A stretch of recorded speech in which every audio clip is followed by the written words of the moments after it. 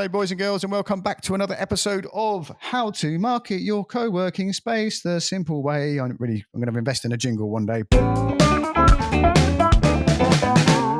This podcast is brought to you by Cowork.tools. Super simple onboarding for new members to your workspace. Cowork Tools sorts out your GDPR, your AML, and your KYC. There's even a collaborative payment platform. Of course, I know what all of that means. So stop messing around with your onboarding and get back to building your co-working community. Head to Cowork.tools to get started. Bye! In the short term, is into the studio today is Phil Szomszor. What are you known for, Phil, and what would you like to be known for, sir? Well, I'm probably best known as being a social media person. I've sort of come from a PR background, and now I spend a lot of time talking to executives and brands about how to make their social media better and more human. That's great. So Phil, we've known each other years now, because it was when we did the London Bloggers Meetup with 3 or Talk, which was like 10 years ago now.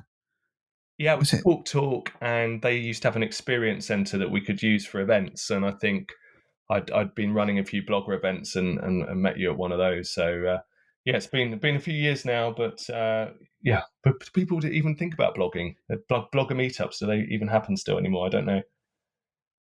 They don't, and it hurt me when I asked you about that, and you said I don't think people talk about blogging anymore, and that could be the truth. But that Talk Experience Centre was for a long time my own private co-working space in the centre of Soho, and because I was a Talk customer, I got to use it for free, which was very useful, and I never would have discovered it unless it was for you. So I was a bit disappointed when they realised that it didn't make the revenue they wanted it to. But it wasn't commercially viable with Bernie's personal co-working space, unfortunately. But it was, yeah.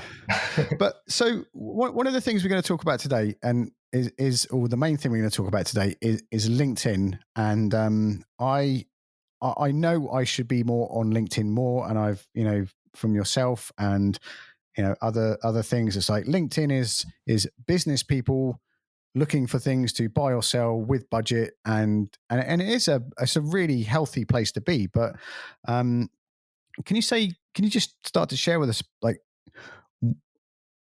one of the things you said about before we were recording was about the formats people use to connect and share and everything on LinkedIn, because 5 years ago I would have been auto posting non-stop, and I realized how annoying that is. But as well as it being annoying, that didn't really benefit my algorithm on LinkedIn nowadays. Is that right? Yeah, I mean, LinkedIn always was, when it first started off, a bit of a CV tool, really. And I think it's probably still got a bit of that association for a lot of users. And it isn't really. It's a social network for professionals, and it's a publishing network in its own right. And I think what a lot of people do is they do still think of it as something for sharing content that other people have written. So, when people use Twitter a lot, they put links into other articles that they find interesting, and they think, well, that's going to work on LinkedIn as well. And it can do, and it can be useful, but it's not really what LinkedIn has been set up to do, and it's not what LinkedIn want you to do. Because when you think about it, when you put a link into your favorite article, you're actually taking somebody to another website. So LinkedIn's not going to get any advertising revenue. So it's not so keen on that. What it's much more keen on is getting people to have conversations with each other, to connect and have dialogue, and that's really what it's all about, building a community. So how can you start I really am genuinely dying to know this. How can you start a conversation on LinkedIn? Because I post stuff sometimes, and it feels a little bit like getting comments to your blog in the good old days. Do you have to like hustle for those comments, or like how do you do it? Well, I think it's probably worth sort of rewinding a bit and not thinking about how do I provoke a reaction from somebody, although in effect that's what you often are doing, but actually think, what is it that I want to be known for? What do my audiences really care about? am I connected to the right people so that then I can be in the best place to have a conversation that's of value to them? So you don't want to just be doing flyby comments, hoping that you're going to get a like or a comment back. You actually want to sort of go back to first principles and think, what is it that my audiences are, or my customers, prospects, the people I want to engage with, what are their problems right now, and try and look at it through their eyes, and then think, well, how can I provide something of value to that?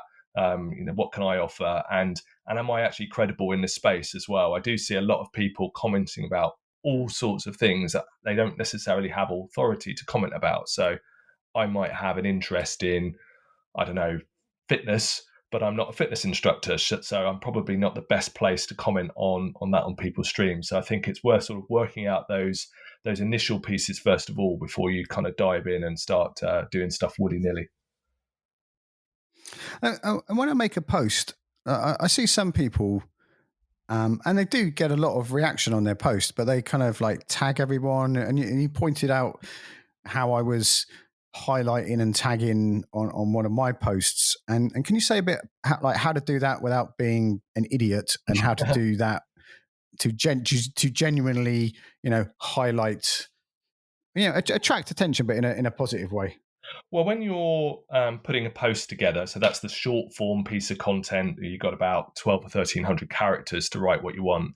I always think of them actually as writing mini stories. So it's like a micro blog, something between a tweet and a blog post. So you've got quite a lot of space there to do something with that. And unfortunately, what some people use that space for is just tagging all and sundry.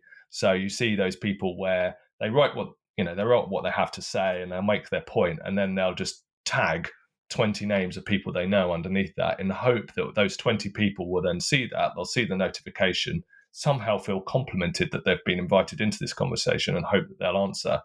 And it does work to an extent that people will reply to that, but it's really spammy because you're just being sort of tagged into stuff. You think, well, why is this person? And you actually don't feel a value either, because you're one of 20 or 30 people. You're not sort of feeling special where somebody's actually genuinely wants your point of view. So what I think is better is it is good to tag, but only tag where appropriate. So if, for example, you've got some advice from somebody about something, and you might say, I was talking to Bernie, and tag you in about how to market yourself more effectively in co-working spaces, and he told me a really interesting anecdote about what he'd done in the past. That's an example of something that's appropriate, because then it's just highlighting you, not a load of people.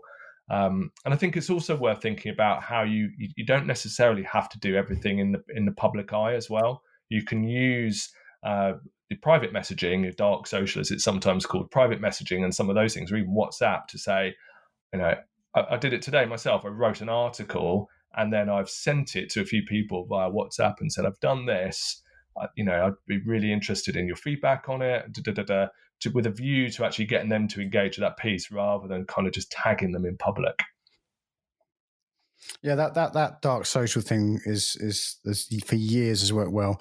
And I've become a little bit more sophisticated in my commenting requests as time has gone on. But please like this. When yeah, that was.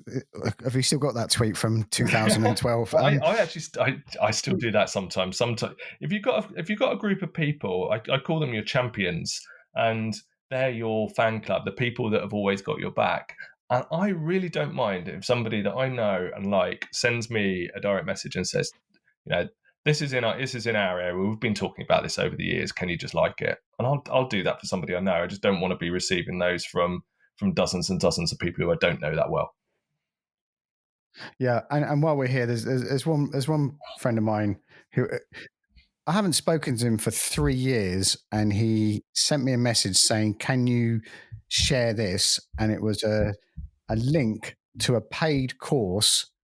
And I said, I'm not, you're a nice guy.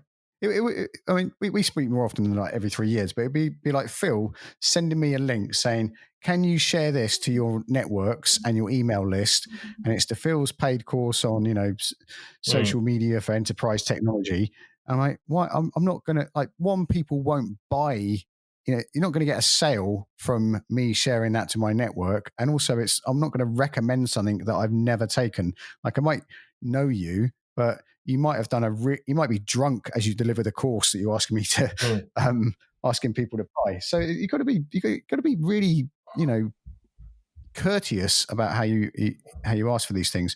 So one thing I wanted to ask is, so I'd say quite a lot of co-working spaces listening to this are what we class as small businesses. So how do you think the person, what's your recommendation of like how to go about, I don't want to say promoting, but like being on LinkedIn? Is it to be as, I'm Bernie from Acme Co-working Space as a leader of the space, or is it to have a LinkedIn page and do that? Or, what's the best way to make that connection that, and build community like you were saying earlier? Well, I think one of the things that people assume is that the company page, particularly marketers assume this, is that the company page is how you need to do all of your marketing. They see it as the brand channel. And company pages are helpful, but I always think of them as being like a newsroom page on a website. So you just think of that as the place that people go to find out the latest information. And you need to have a company page if you're going to do advertising, which is, definitely if you want to do demand generation work, definitely think about advertising too on LinkedIn. But actually, the real action and conversation happens with people. So just make sure that the owners or the people that run the co-working space, that those people just need to be really active on it personally and be connecting with the right people and having a conversation with the right people and saying something that's interesting that their audiences care about and will connect with, and build rapport with those people. And it's really just as simple as that. And what we should have checked this beforehand, but like, what should I say as an owner of a business? Is it? I think someone, Phil Jones from Brother Computers. I've been following him for like a decade now, and I think he conducts himself really, really well on LinkedIn. He's like, or on just online. He's consistent. I know I could buy a photocopier off him if I wanted to, but I know he's like really deep into cycling. He's really deep into leadership, and company culture. So, there we go. I didn't even know I was going to talk about him in this podcast. He does it really well, but like how I think what's one of the blocks for people who own businesses is like, what do I say? So well, I think the biggest block for the reason why people don't say anything is because they don't know what to say, and they're worried about what people might think when they do say it, and it's actually a confidence issue. So that's the first thing to overcome, and it's a bit the same thing. And we've had this conversation in the past about face-to-face networking and about how some people just really struggle with walking in a room and talking to other people. And I've always, I'm actually quite a shy person, but I don't struggle with those things so much because I realize that actually everybody else in the room is probably thinking the same thing. And then when you do strike up a conversation in a face-to-face environment, people never tell you to pee off. They'll always have that conversation with you, and it's mostly the same on LinkedIn, to be honest. So the first thing is getting over that confidence hurdle before anything. And then it's not just going straight in and saying we've got X number of desks available, come and join our co-working space, because that's just kind of shouting sales messages out the window, and people don't really want to hear that. So I think it's having a look at what's going on in your world around you. So if you're a co-working space and you want to build up a local community, tap into what's going on there. I mean, there's such little effort, I think, put into local news, for example, at the moment. People just all sort of think about the things that are happening at a national level, but local newspapers are all dying. So, local community co-working space have a massive opportunity to kind of own the dialogue about what's going on where you are. So, that's just one idea. I mean, there's tons of stuff that they could be doing. They might serve a particular niche or be aiming for a particular type of audience, and just think about, if you're a co-working space set up for cyclists, kind of continuing the Phil Jones thing, then think about, well, what are cyclists talking about at the moment? If we want to get loads of people that are interested in cycling in our co-working space, and we're going to offer them free places to kind of maintain their bikes, then what is it that we can talk about our love and passion of cycling to make this co-working space the best place to be? So there's just a couple of tips I would say. Yeah, that made me think of Rafa. Is it Rafa, the cycle brand? They every year they set up a pop up shop and cafe and co-working space. It's actually a cafe that we started calling a co-working space because it's just we're that cool. What about like using ads on LinkedIn? Because I get asked this a lot, and I hear different opinions. It's too expensive, or it is expensive, or it's great if you target it, or what. Can you say a little bit about the ad monster? The ad monster that is LinkedIn. Well, I mean, LinkedIn gets its revenue from advertising, so it's reliant on it completely, really, to aside from Sales Navigator type licenses. And my experience of LinkedIn advertising is when you look at it on a cost per click basis, it's way more expensive than Facebook or Twitter or YouTube or anything else. But one of the things that we did at my last agency is we ran a campaign where we ran the same ads on LinkedIn. Well, not the same ads, the same topic area on LinkedIn as we did on YouTube. And the YouTube ones were much, much cheaper. But what we found was because we'd done the ads in a much more targeted way, and we were able to kind of really think about those users and who we were trying to reach, what we found was when people actually clicked through and then had a journey on the website, is it actually outperformed YouTube massively because we were targeting the right people, and they're also in the right frame of mind. A lot of people will talk about Facebook being cheaper, but I don't think people have got sort of particular intent when they're on Facebook necessarily. So it might be different for a co-working space because some of their audiences might be Facebook users and thinking about it in that way. They're sort of Soho micro businesses, but for many firms, a lot of it's about intent, and I think that at least LinkedIn is playing into that. So, so don't just write it off because it's really more expensive. That's really good information.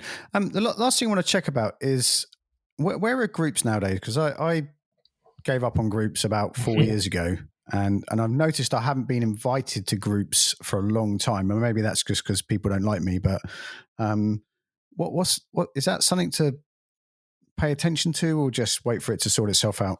Yeah, good one. I think groups are still a bit rubbish. LinkedIn tried to revive them a couple of years ago, but occasionally I'll have a little flurry, a little flutter with groups, but it's still, I believe, mostly people that are there to try and sort of promote their own material. And oddly enough, I think LinkedIn is really missing out when it comes to groups, because if you have a look at services like Slack or even actually Facebook, groups on those forums or whatever you want to call them are actually doing really well. And there's some brilliant examples where people are building these fantastic communities, especially on Slack, that are around a particular topic area, and doing it with group-like functionality. But unfortunately, LinkedIn hasn't seemed to have cracked that particular nut. I'm amazed at that. I was there's a couple of online communities I'm in, and I don't go to them because I just can't go near social media, otherwise I'll be gone forever. But they have Facebook groups, and there's they're really active. There's two that I actually have to go and check every day, even though I don't want to, because they are absolutely thriving. And one of those is a free group, and the other's a paid community. And there's 2,000 people in this paid community, and every post gets 70 comments, and the questions aren't who do you like best, Barack Obama or Trump. It's grown up business questions of what's the best way to launch this, or plug this in here, or can anyone recommend WordPress plugin for sheep. And I'm amazed at how I'm very suspicious of doing anything on Facebook in case they suddenly do a little bait and switch and start charging for groups, and then all your audience is there. But I've got amazed that LinkedIn hasn't clicked to that more. Yeah, I mean, I think I agree. I think groups is Facebook's secret weapon, really. And I'm a member of a few groups, and I'm not a great fan of using Facebook on a personal level, but I do, like you, I do go on there and have a look and see what's going on in the groups. So I think if they haven't got some serious effort and developers working on groups at the moment, they're really missing a trick, because they're doing lots of other good stuff. So, but it is, if people actually really don't want to use LinkedIn, then groups might be something that's on Facebook might be worth them sort of thinking about, or Slack, or Guild, or other services that are out there that serve these purposes. What's where is there anything else you need to? Is there anything I should have asked that I didn't feel in my excitement of Well, the LinkedIn? talk always goes fast, doesn't it? So perhaps we'll have to talk again. But I would just say, I mean, as a kind of rounding up point, that anybody thinking about using LinkedIn is just have a go. It's a nice place relatively compared to Twitter and some of those other social networks to kind of do your business, and don't get hung up on every single post or the algorithm, or whether you're getting likes, because it is, it's like anything else in the online world. It's a bit of experimentation, a bit of practice. Have a think about how you can progress and try different formats and work on things like video and those other things, but don't panic and think that you've got to do that straight away. Just sort of write a few posts and see what kind of reaction, think about what you want to write about, and just have a go. Brilliant. Where can we find Brightside online? Well, we're Brightside Digital Engagement, so you can find us on LinkedIn. I'm Phil Szomszor, so that's SZOMSZOR. Just kind of look me up. We've got a website, brightside.digital as well. So, come and find us. Yeah, you can actually just type Phil SZ into LinkedIn and you come up. I don't know if you knew that. That's because you're searching for me. That's how I find. That's how I find you everywhere. Really appreciate your time today, and thanks for all your energy over the years. Thank you very much, folks, and stay tuned for the next episode. Be careful out there. It is a jungle. Thank you very much for your time today. As a co-working space owner or manager, you may never know where to start with your marketing, even if you know exactly what needs to be done. Are you always stopping and starting communication for your co-working space? Get distracted by shiny things and new fads? Do you blog once a year and not even know why you're blogging? If you're like me, you've read hundreds of books on business and marketing, but still get stuck in action. How often have you done the same thing 12 weeks in a row? Head to berniejmitchell.com and hit the green book a call button to spend a few hours with me to nail a simple 90-day marketing plan you will actually execute on. We'll work out a 12-week plan of content, emails, and other actions to build your sales funnel. I'm 100% confident I can help you. So confident, in fact, I'll give you your money back right on the spot at the end of our call if you don't find our time together useful. In the last decade, I've helped hundreds of people get clear on where to go next, what tools to use, and how to stay consistent with their marketing. Head to berniejmitchell.com and book a call today.